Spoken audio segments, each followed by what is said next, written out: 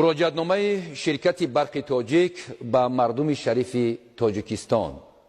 هموطنان عزیز، با اطلاع شما میرسانیم که در ساختارهای انرژتیکی مملکت تمام کارهای آغاز گردیده تعمیر و تدبیرهای نظارتی و پروفیلاکتیکی به انجام رسانیده شدند و شروع از 10 دکمبر سال 2020 انتقال نیروی برق در کشور پررا جاری می‌گردد.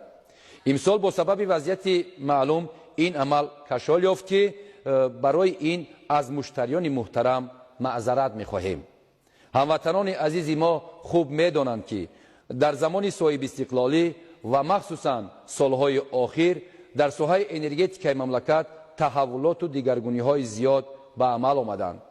پیش از همه در نتیجه توجه خاصه و دستگیری به واسطه پرزیدنت جمهوری تاجیکستان پیشوای ملت محترم امامعلی رحمان